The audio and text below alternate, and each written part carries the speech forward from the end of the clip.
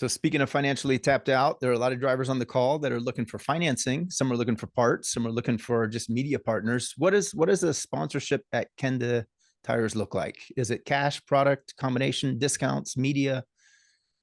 Eh, all of the above. I mean, for us, let's say, it's at the problem with a lot of sponsorship for tire companies is obviously tires, and especially in drift, is it's the highest consumable, it's the highest cost center typically that's involved in any driver's program. The other problem for us with tires also is because that tire budget doesn't go that far. So in other words, I've kind of used this analogy too, that if I have a budget monetarily that equates, because there is a cost for me on tires, just like there's a cost for you. A lot of people think I'm getting free tires, but I still have to pay for those from our plant and offset that against the overall marketing budget that I have to play with. So, I would say the problem with tires though is for example, if I've whatever that dollar value works out to be, I have about 200 tires, 200 sets for the year that I could play with. In Formula Drift, I mean, a season of FD or just even grassroots, I mean, could be 200 tires. That's dealing with one driver. On the other hand, tires don't really care what kind of a vehicle they're going on. So I've also told others before too. I'm like, if it's about 200 tires, theoretically, I could outfit 50 different vehicles, whether cars, light trucks, SUVs, whatever that is. For us, for a tire company, that's fantastic content because obviously we can reach to that, and that would include things like SEMA builds, PRIs, special placements, magazines, social media and other social platforms that are doing, video reviews and content and blogs, that sort of thing.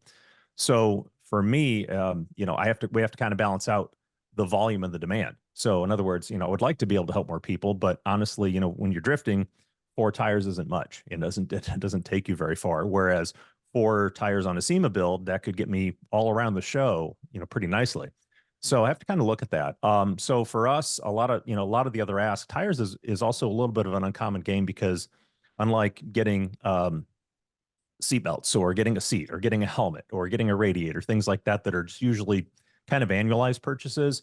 Tires are obviously an ongoing consumable. The other issues that we have with that is, I can bolt in my own seat. I can't necessarily mount my own tires. And so when you think about tires going onto vehicles, you have to kind of balance that placement out a little bit.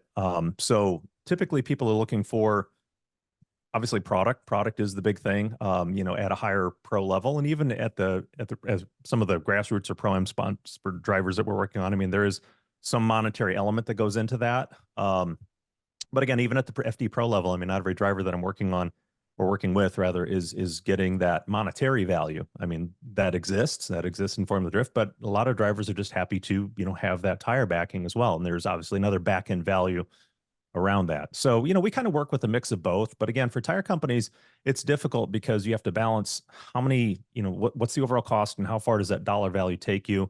And, any one person, it's very difficult for any one person to have that social or just the overall media reach, the content reach that, more than one is going to have, and especially in the case of, having 20 or 40 people that you work with. But, I think this year I'll be working with 8 drivers and probably around 5 to 6 in the grassroots level.